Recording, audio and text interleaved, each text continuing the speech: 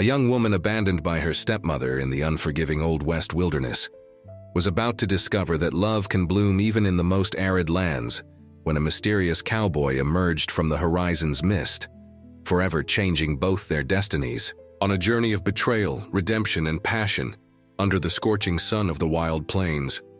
Have you ever felt the weight of abandonment transform into the lightness of unexpected love? It was a morning when the desert seemed to breathe deeper than usual, when the stagecoach's hooves kicked up the last cloud of dust, leaving behind a solitary figure in the middle of nowhere. The sun was already beginning its merciless climb across the cloudless sky, and the young woman with brown hair tied back under a worn straw hat looked out at the infinite horizon, unaware that that moment of despair would be the beginning of a story that would change not only her life but that of an entire community, lost in the vastness of the West. The silence was so deep she could hear the blood pulsing in her temples, while the crumpled letter in her hands trembled slightly. The words written in black ink on yellowed paper revealed the calculated cruelty of her stepmother who, after years of feigning affection, had finally shown one's true colors. The inheritance left by her parents, who had passed away 3 years prior, was the prize, and she was the obstacle. Abandoning her in the middle of the desert was a death sentence disguised as a trip. The young woman everyone knew as Sarah was 22 years old and carried on her shoulders the weight of a life marked by loss. Her parents had departed when she was 19, leaving her in the care of a woman who initially seemed like a blessing, but who proved to be a curse. The desert around her was like a mirror of her soul at that moment, vast, empty, and seemingly without hope. But Sarah possessed something her stepmother had underestimated: a resilience forged in the fire of adversity and a capacity for observation that made her able to read nature's most subtle signs. The first hours were the worst. The heat rose. From the ground in visible waves, distorting the air and creating cruel mirages of water, where there was only more sand and rocks. Her lips began to crack, and her throat burned as if she had swallowed embers. The simple cotton dress she wore clung to her body with sweat, and every step was a battle against discouragement. It was then that she first saw the vultures circling, high above like black dots against the relentless blue sky. They were patient, these messengers of death, waiting for the desert to do its work. But Sarah wasn't the type to give up easily. Since childhood, she had learned to find water where others saw only dryness. Her father, an amateur naturalist, had taught her to follow the flight of birds at dawn, to look for greener vegetation, however sparse, and to dig in certain types of soil where moisture accumulated. With her hands already starting to blister, she dug under an overhanging rock and found enough to wet her lips. It wasn't much, but it was life. The second day brought new challenges. During the night, she had sheltered between 2 large rocks, trying to conserve body heat while the desert showed its other face, that of the biting cold that descended with the stars. She had slept in intervals, always alert for the sound of rattlesnakes or the rustle of paws in the sand. At dawn, she discovered she wasn't entirely alone. Horse tracks marked the sand not far from where she had spent the night. Someone had been there recently. It was by following these tracks with renewed hope that she saw him for the first time. The silhouette appeared on top of a low hill, outlined against the rising sun as if the desert itself had given shape to one of its guardians. The man stood beside his horse, an animal black as night that contrasted with the paleness of the landscape. For a moment that seemed eternal. They observed each other across the distance, she a small and vulnerable figure in the vastness, he a solid and mysterious presence. The rider descended the hill slowly, as if assessing the situation. Sarah could now see the details: the wide-brimmed hat that shaded a face marked by the sun, the worn but well-cared-for clothes, the spurs that jingled softly with each step. When he stopped a few yards from her, the silence between them was charged with possibilities. He could be her salvation or her undoing. His eyes were the color of the sky before a storm, a bluish gray that seemed capable of seeing through people. There was something in his gaze, an ancient melancholy, as if he carried the weight of 1,000 lonely sunsets. When he finally spoke, his voice was rough, like someone not accustomed to using words. He simply asked if she needed water. Sarah nodded, unable to speak. He dismounted with fluid, efficient movements and took a leather canteen from his saddlebag. The water was warm, but to her it was like drinking the nectar of the gods. As she drank in small sips as he instructed, she watched him. There were scars on his hands, calluses that told stories of hard work, and an almost imperceptible tattoo on his wrist that seemed to be part of some ancient symbol. He didn't ask many questions, just enough to understand she was alone and in danger. He pointed west, where he said there was an outpost about a day's walk away. He offered to take her, but she, too proud or perhaps too cautious, refused. He seemed to understand. Before leaving, he gave her a small bag of jerky and more water, then mounted his horse and went on his way, leaving only the smell of leather and gunpowder in the air. Sarah continued her journey, now with a destination. The outpost was her hope, and she clung to it like a castaway to a plank. The third day was marked by a sandstorm that appeared out of nowhere, turning the world into a whirlwind of cutting particles. She sheltered as best she could, covering her face with her shawl and waiting for it to pass. It was during this storm, pressed against a rock formation, that she found something extraordinary. It was a small cave, almost invisible from the outside, and inside, the remains of an old campsite. Among the objects left behind was a leather-bound journal. When the storm passed and she could examine her find, she discovered the journal belonged to someone with the same handwriting as her mother. The yellowed pages contained notes about the region, rudimentary maps, and something more. Veiled references to a discovery that could change everything. The outpost appeared on the horizon on the fourth day like a mirage that refused to disappear. It was a cluster of wood and adobe buildings centered around a well and a two-story saloon. The place had the tired look of one that had seen better days, but still endured. There was movement, people going about their business, horses tied up in front of the saloon, and the distant sound of a blacksmith working. Sarah arrived at dusk when the shadows were already lengthening and the heat began to recede. Her appearance caused a stir. A young woman alone emerging from the desert was not a common sight. The saloon owner, a portly man named Thomas with a mustache that seemed to compensate for the lack of hair on his head, was the first to approach. His small, astute eyes quickly appraised her, calculating whether she represented trouble or opportunity. The saloon was the heart of the outpost, and it was there that Sarah began to rebuild her life. Thomas allowed her to stay in exchange for help at the establishment. She quickly proved her worth, not only serving drinks and cleaning, but also with her ability to calm heated tempers and her almost supernatural ability to predict when trouble was brewing. It was as if she could feel the tension in the air before it manifested. It was on one of those busy nights that the writer returned. He entered the saloon like a shadow, his steps almost silent despite the spurs. Sarah was serving a table of gamblers when she saw him, and for a moment her hands trembled.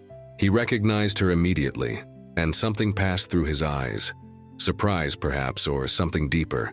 He chose a table in the corner from which he could observe the entire room and ordered only whiskey. That night, Sarah discovered his name was Jack Smith, and he worked as a kind of freelance scout, protecting stagecoaches and tracking outlaws when necessary. His reputation preceded him. A man of his word who fulfilled his contracts, but who seemed to carry an invisible burden. Some said he was seeking redemption for something in his past, others that he simply couldn't stay put anywhere for long. The following weeks established a routine.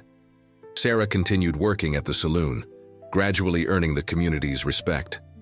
Jack appeared and disappeared, following his mysterious routes but always returned. With each return, their gazes lingered a little longer. Their conversations extended beyond what was necessary. He began to leave small gifts, nothing ostentatious. A book of poems he had found in a distant town, a pressed desert flower between the pages, a silk scarf he said had belonged to his mother. It was during this period that the first shadows of Sarah's past began to reach her. They arrived in the form of overly casual questions, asked by travelers who seemed to know more about her than they should. Rumors began to circulate. Stories about a young woman who had run away with money that wasn't hers, about a disputed inheritance, about family secrets worth fortunes. Jack noticed the change in the atmosphere before anyone else. His years navigating the dangers of the West had sharpened his instincts like violin strings. He began his own investigations, talking to contacts in distant towns, following trails of information like he followed trails of outlaws. What he discovered worried him deeply. Sarah's stepmother, a woman named Eleanor Davis, had not simply abandoned her stepdaughter to die. She had spread a web of lies and bribes, creating a narrative in which Sarah was the villain, an ungrateful and possibly dangerous young woman who had stolen important family documents. Worse still, she had placed an unofficial bounty on information about her whereabouts. The tension in the outpost began to rise like water boiling in a covered pot. Some believed the rumors, others defended Sarah, who had earned her place in the community with hard work and kindness. Thomas, the saloon owner, remained neutral out of pragmatism, but Sarah could see the doubt in his eyes when he thought she wasn't looking. It was on a particularly hot afternoon that the confrontation began to take shape. A man arrived at the Hyde outpost claiming to be a lawyer representing the interests of the Davis family. He was thin as a scarecrow, with clothes that seemed too fancy for the desert and a smile that didn't reach his eyes. He carried documents, papers that, according to him, proved Sarah had improperly appropriated family properties. Sarah recognized the man. William Brown had been a foreman on her parents' property years ago, a man her father had fired for reasons that were never fully clarified. Now he returned, transformed into something else, but with the same glint of ambition in his eyes. The community gathered in the saloon to hear the allegations. Brown spoke well, weaving a convincing story of a young woman who had manipulated her elderly parents and then her widowed and helpless stepmother. He showed documents with official seals, made references to laws and precedents. Some began to murmur in agreement. Others remained silent, watching. It was then that Sarah decided to speak. She stood up from where she was sitting and for the first time told her full story. She spoke about her parents' death, about the years under Eleanor's increasingly cold care, about the morning she was abandoned in the desert. Her voice didn't tremble, but there was a raw emotion in her words that touched many of those present. Jack, who had been standing near the door, took a step forward. He said he had investigated the allegations and found inconsistencies. More than that, he had discovered something through his contacts. He asked Sarah for the journal she had found in the cave. She hesitated for a moment, then went to fetch it from her room. When Jack opened the journal and began to read specific passages, Brown's face lost some color. The journal not only belonged to Sarah's mother, but contained references to a discovery made by her father shortly before he died.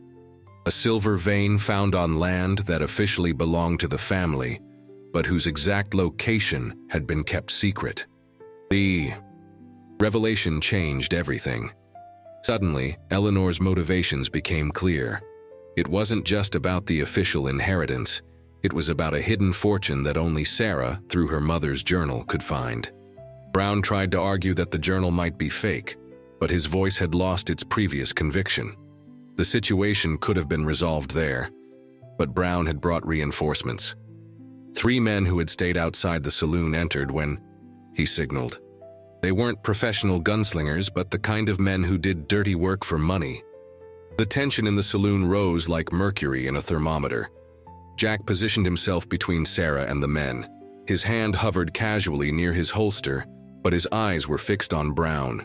He said calmly that the matter should be resolved by law, not by force.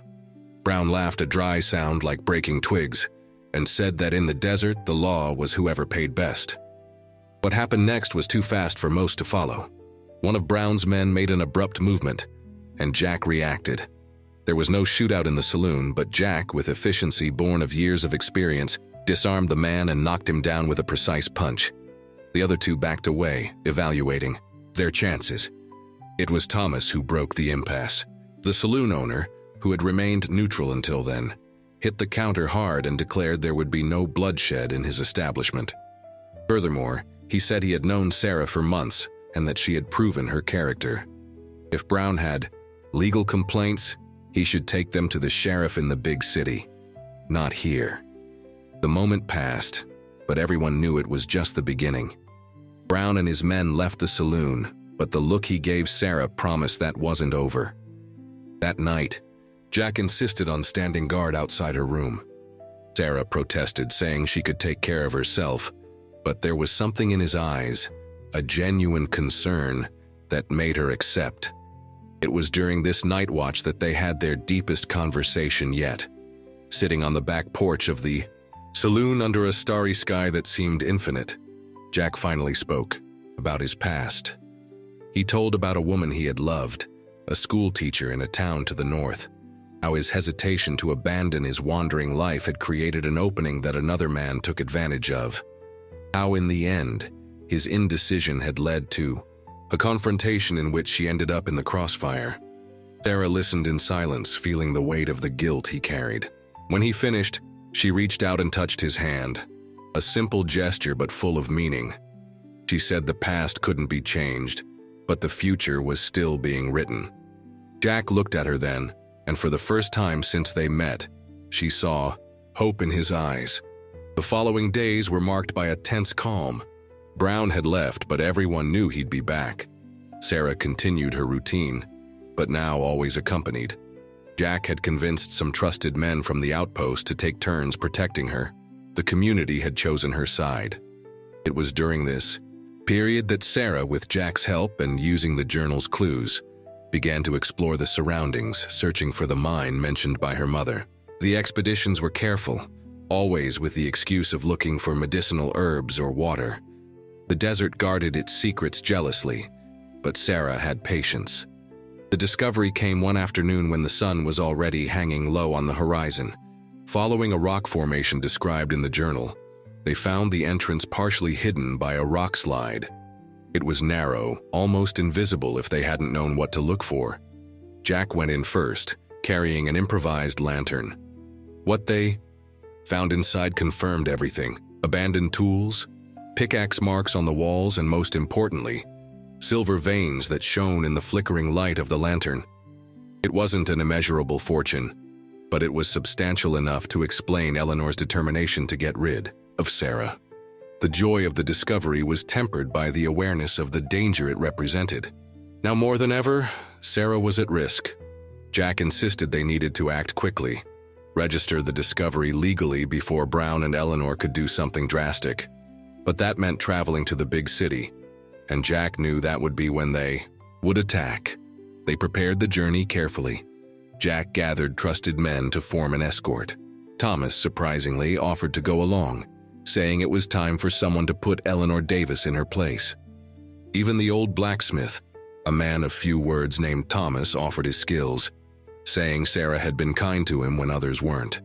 They left at dawn on a morning when the sky was painted with colors that seemed like an omen. Sarah rode beside Jack, having learned the basics during her weeks at the outpost. The group was small but determined, each there for their own reasons but united in a common purpose. The ambush came on the second day of the journey, in a canyon that Jack had feared from the start. Brown had gathered more men this time, real gunslingers. The shootout was brief but intense. Jack showed why he had the reputation he did, moving with lethal precision, protecting Sarah while returning enemy fire. It was Thomas the blacksmith who made the difference. The quiet man revealed himself to be an exceptional shot, neutralizing Brown's men one by one with methodical calm. When the dust settled, Brown was on the ground, wounded but alive, and his men had fled or surrendered. What Brown revealed under interrogation changed everything again. Eleanor wasn't just after the mine. She had discovered that Sarah's parents had hidden documents proving their ownership of vast tracts of land, lands that were now worth fortunes due to railroad expansion. The mine was just part of a much bigger whole. With Brown as a reluctant witness, they continued to the city. The trial that followed was swift, the evidence was overwhelming, and Eleanor, despite her connections, couldn't defend herself against the truth. She was convicted of fraud and conspiracy, and the properties were restored to Sarah, her rightful heir. But the legal victory was only part of the story. During the months of ordeal, Sarah had discovered something more valuable than any inheritance.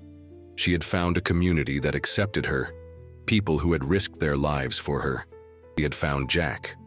The declaration came one night after everything had been resolved. They were back at the outpost, sitting in the same place where they had shared their first deep conversations. Jack struggled with words, as he always did, but finally managed to say what he felt.